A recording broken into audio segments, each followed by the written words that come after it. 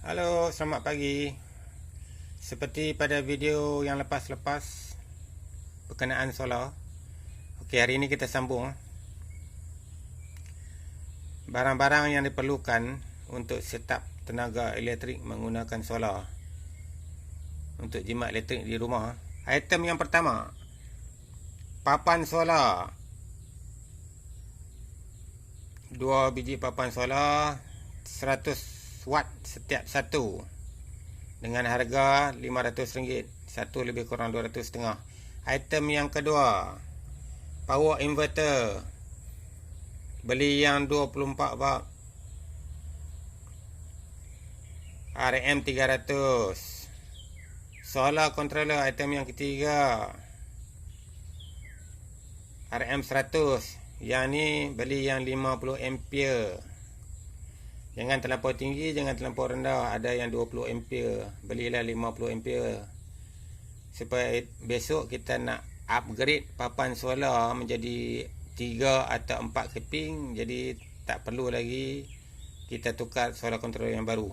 Okay, item yang keempat, kabel wire MC4. Wire dari papan solar ke solar controller dia panggil MC4 connector. Okey, harga dia RM60 untuk 5 meter sepasang. Jadi dua. Saya beli yang 5 meter. Ikutlah kalau tengok jarak papan solar ke solar controller berapa jauh. Agak tengok belilah yang berapa meter. Okey, saya guna yang 5 meter. Item seterusnya, bateri untuk setup 24 volt. Saya beli 2 biji. Sebiji lebih kurang 220 lebih kurang lah. Jadi 2 biji lebih kurang 450. Saya beli yang model NS70 65AH. Kalau ada bajet, belilah N70, lebih besar daripada NS70. N70, N100 pun tak apa. Okey. Atau yang nak beli bateri yang bateri cecair juga, deep cycle bateri. Kalau yang 100AH dekat-dekat RM600 lah. Ikut bajet masing-masing lah. Yang ni tak ada masalah. Menggunakan semua item yang di atas, bateri kita upgrade besar lagi bagus. Okey, seterusnya. Yang keenam, circuit breaker 50 ampere saya beli. Harga dia RM25 sahaja. Circuit breaker ni, kalau tak silap saya, kita orang kampung kita panggil macam automatik lah, automatik. Jadi kalau ada litar pintas, kilat dan sebagainya, jadi dia akan off. Ataupun kita guna boleh off sendirilah. Kalau kita nak buat apa-apa pembaikan, clean up, kita tutup, tak payah cabut wire lagi. Kalau salah harap diperbetulkan. Saya pun lama dah buat study ni, tapi video ni dibuat setelah saya menggunakan solar dah hampir setahun. Jadi lupa setengah dah barangkali. Okey, item yang seterusnya, item ke-7.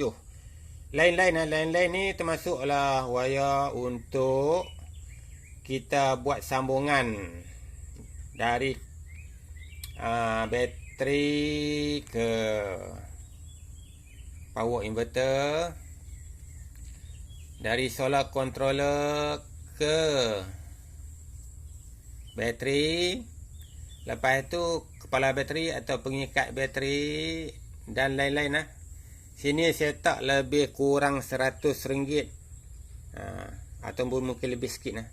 Jadi bila dicampur semua item ni, jumlah yang didapati lebih kurang, boleh campur lebih kurang, bukan angka tepat lah, RM2,600 tak sampai.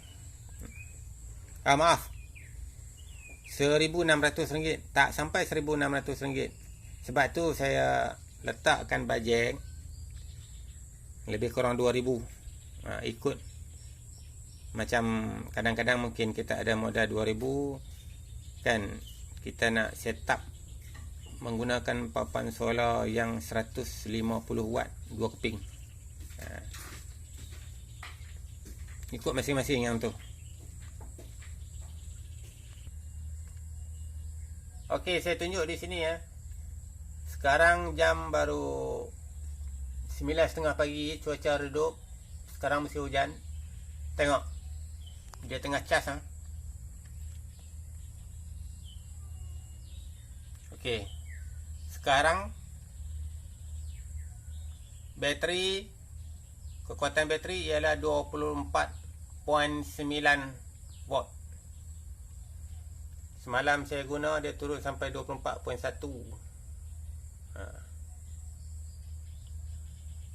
Kalau panas, cuaca panas cantik, cepatlah dia penuh. Kalau penuh saya set up sampai 28 lah. Jangan lebih daripada 28. Okey. Sini saya tak on. Sekarang saya on lah. Susah nampak. Okey, 24.9. Lepas tu dia akan hidup di belakang. Nampak? Okey, 224 AC current lah, atau 225 AC current rumah, sama dengan current TMB. Lepas tu ini plug. Untuk kita sambung ke plug untuk kita guna lah, kipas angin, lampu dan sebagainya. Yang tu kena pandai-pandai sendiri macam mana nak buat. Bila dah guna tu tahulah, benda paling simple kan. Yang ni circuit breaker. Itu hari saya tak tunjuk circuit breaker. Circuit breaker ni bila saya off contoh sekarang on, saya off, nampak automatik dia naik lambang bulan, nampak, menunjukkan malam ataupun tidak ada aliran current masuk, tak ada cas, bateri kita tak di cas. Okey, bateri saya kekal di 24.7. Okey, saya on balik lah, on. Dah akan balik cas. Tu makin naik. Macam tu lah.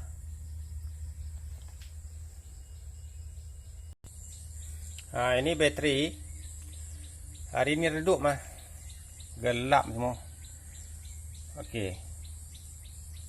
2 biji bateri menjadi 24. Macam mana nak pasang supaya jadi 24? 12 semua faham lah kan. Sebab 12 tu ikut macam mana kita pasang di kereta tu, 12 lah. Kan satu biji bateri positif dan negatif terus ke power inverter tu 12 lah. Ataupun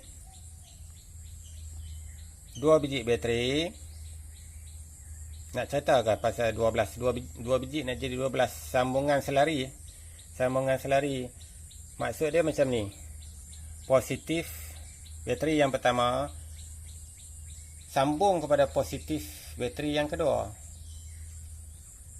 Positif bateri yang pertama, negatif bateri yang pertama sambung kepada negatif bateri yang pertama. Sambungan selari ya. Jadi negatif, negatif, positif, positif. Jadi berapa banyak bateri pun dia tak curang calin, dia sama positif sama positif, negatif sama negatif. Itu sistem itu dipanggil sistem 12 volt. Manakala sistem 24 volt macam ni kan, positif kan, kita biarkan kosong. First kita kawinkan negatif dengan positif bateri pertama dan kedua. Positif kawan dengan negatif. Okey. Lepas tu positif bateri yang pertama ikut ke power inverter yang 4000 watt tadi kan. Kabel ni tak payah beli ya. Masa kita beli power inverter, kabel ni dia bagi ya. Sama dengan negatif ni dia bagi. Kalau yang 1000 watt kabel kecil lah. Kalau 4000 watt kabel besar sikit. Lagi watt dia besar, lagi kabel dia bagi besar lah. Okey, yang ni terus masuk ke power inverter. Lepas tu negatif pun, negatif masuk ke power inverter. Sini kawinkan. Inilah sistem 24. Dia ibarat dia begini, simple. Ibarat dia begini. Kita guna logik akal, cara fikir orang kampung, cara fikir budak-budak. Sebab apa sistem 12? Sistem 24 lebih baik daripada 12. Saya cuba buat penjelasan paling simple, paling mudah bagi sel-sel otak anda berhubung. Okey. Katalah anda cuba menolak sebuah kereta. Yang nak menolak itu 2 orang. Seorang memegang di bonet kereta, manakala yang seorang lagi memegang di punggung kawan dia. Maka menolaklah sebiji kereta. Okey, tak pernah dibuat orang begitu kan. Sebaliknya, 2 orang pegang bonet kereta, tolaklah. Jadi konsep 12 watt macam tu lah. Kawan kita tolak kereta, kita tolak punggung kawan kita. Kan? Jadi kekuatan memang tak sama lah. Sebaliknya, kalau 24, 2 orang tu dua-dua tolak di bonet kereta. Ini contoh. Okey, bateri saya yang pertama 12.2, 12.1.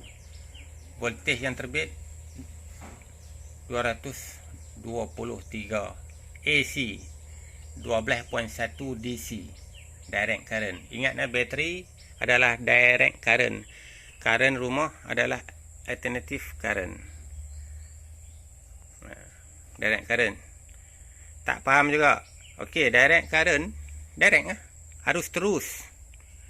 Kalau alternative current, arus ulang alik.